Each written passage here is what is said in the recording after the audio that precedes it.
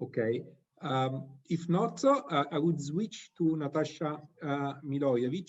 She has a master in political science. She's a journalist. She was former head of the SDP parliamentary group in Serbia and an expert on international relations and communication. She is one of the founders of the social democratic parties and movements in Serbia, a director of a dozen of public awareness campaign, head of DOS creative team, winner of the creative person of the year.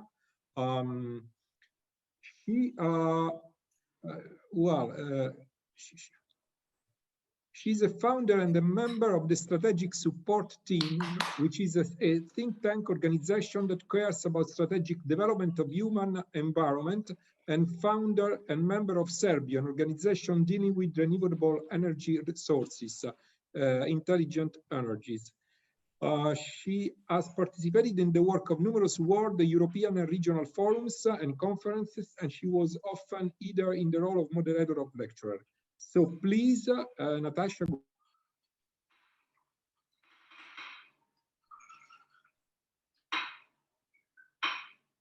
Can you hear me? Because Paolo just lost. Paolo, unmute. Yes, yes, we can hear you. Bearing in mind the fact, hello everybody. Bearing in mind the fact that it is late and it is 8:15 and probably everybody are tired and slightly losing focus, I will squeeze my contribution into the just bullets. I used to say some snippets from the menu because I think that many interesting facts and things have been said already. But from my perspective, not those which are strictly connected to relations between violence, democracy in a state of emergency. We are all in a state of emergency due to pandemic of COVID-19. And when I was asked by Solveig to talk about this state of emergency, violence and democracy, I wonder myself as a person of politics, let's say, what actually democracy is today, how people do perceive democracy today. The first decades of the 21st century actually started with new wars and everywhere in the Middle East, in the Balkans. And it's hard to believe that those who got bombs over their heads and suffered destruction and complete destruction of their states and their societies, they do believe in democracy. It's hard to believe that it is easy to convince them that democracy rules, because democracy for aggressors is not democracy for attacked people or peoples. Second bullet is about fear.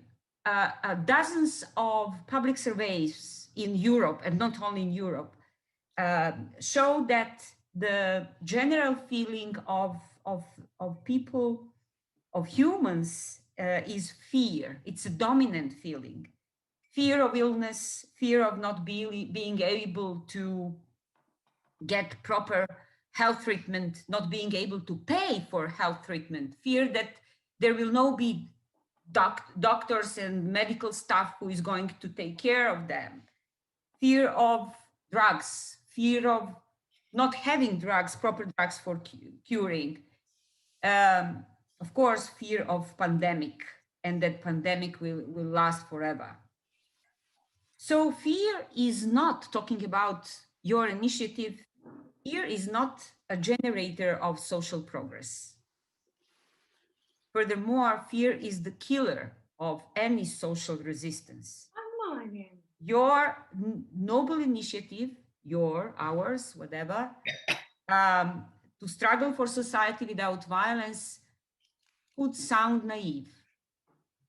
Today, especially, you have been talking about many aspects of violence, and violence today became a social norm, I'm afraid. Public figures and public officers and servants, they are declarately committed to opposing violence and punishing perpetrators of violence of all kinds. On the other hand, we are facing ourselves, actually, quite powerless against violence. Violence is in everyday life.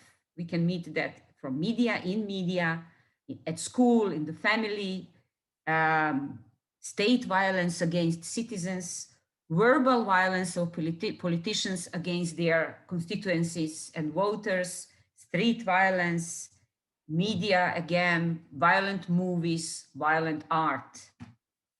So are we ready to really understand how violence is generated today, how societies become violent, or persons, or some social groups, and is violence profitable? And who benefits from violence? Who could be entitled to promote world movement against violence? We have world organizations, we have UN, we have many other world organizations entitled to, let's say, to take care of the world. I don't believe that that care is proper enough. My suggestion is to think carefully about serious campaign, together with the world organizations, campaigning this initiative, sending the message, making a teaser, asking the questions, answering the questions as well. Talking about my country today, Serbia is one of the countries that are struggling through economic, social, and cultural crisis. And unfortunately, I think that number of such states and countries is getting bigger. And in the Balkans and the whole region, we are in the midst of pandemic and the state of emergency, and the whole society is looking for solutions and answers. This pandemic is a kind of a trigger, but pandemic does not offer solutions. It's just, pandemic is just rising needs with no proper answers. Also, today, European Union is facing a serious task to overcome the problem which is imposed by Hungary and Poland. And you in Italy are suffering hard consequences of not having final decision of the EU on the so-called COVID budget. COVID budget should be about 7 billion euros and still is not on the track to those who need it the most. It is also a kind of a violence. It is a very specific kind of a violence. And the consequences are for millions of people, citizens of Europe. United Europe does not have solution so far. These months, society, academic sector above all, we are all seeking and demanding agreement on the question, asking ourselves to what extent can the state of emergency threaten freedom, personal and freedom of society, of citizens or community. Some groups who are protesting against emergency measures, against wearing masks, against isolation and quarantine, believe that they have their democratic right to stick to this position. Citizens who respect the measures, especially those who have survived Corona or are fighting against Corona, like medical workers, they of course believe have not only right, but also obligation to respect the principle of freedom, justice, human rights, to wear masks, to respect measures, to be promoters of vaccines and vaccinations. That is also the violence of those who do not believe. Pandemic and the life in Corona showed, like, you know, like snow shows the traces of wildlife when we watch the snow, that everything which is leading right now is leading to this new social context. And I'm afraid of this new social context. And I do care where it is going to lead societies.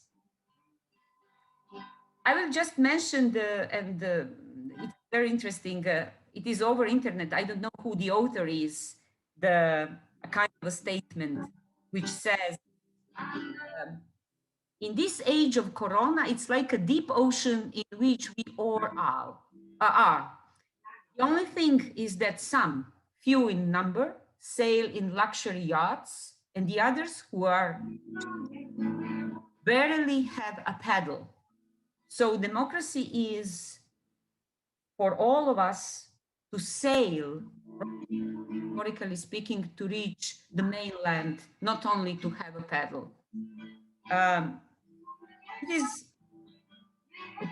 We can find the positive side of pandemic. Let me be slightly hypocritical. Pandemic shows that all, poor and rich, are now equal in fight against disease. And disease does not recognize poor or rich. It is a kind of forced social cohesion. I just attract your focus on a very important thing, and I know that Dragana will support this very much because we used to talk about that without knowledge, without ruling of knowledge, accepting knowledge as a social norm, we will have people instead of cultural delivers. We will have subjects, consumers, followers. Black Friday, you know, and there is this huge crowd in front of shopping malls. Huge. What to say? I just want to drop some things which I wrote down to save the time. It is. I used to say that this time is a time of abnormality. Why? Context, which is dictatorship of business world, should be overcome, because dictatorship of business world is nothing but the violence. And we do not have the correct answer. We do not have an answer at all. Equal opportunity for all is a principle that has been adopted a long time ago. And today's masters of the world should be acquainted with that principle. Equal opportunity for all, not just for corporate giants, financial empires, and for invisible and so powerful infotech companies. Even in this moment, we are income of the internet moguls. At this very moment, we are working for them, being on Zoom. So, without exchange between us, of the real people on the spot, not only online, we will not go on. I'm afraid that the further action that you as an initiative, as a group, will obtain or plan to do, or the strategy you make for, should be, how to say, very carefully knitted like lace, like Venetian lace. The actions should be planned in details with the participants from all over the Europe and the world. If we, whoever want really long-lasting impact. Derek mentioned between, let's say, relations between art or contemporary art, film and video, and questions regarding violence in that aspect. Oh, it's a long subject and story, and I hope that at least him and myself can continue talking about that. Just to conclude with this, who benefits from violence and where the ultimate benefit is actually. We should not forget the business society. because who sells the violent movies? Who produces violent art, films, video, movies, video games, which are food for brains of children and young people, and not only young? Think about it. Thank you.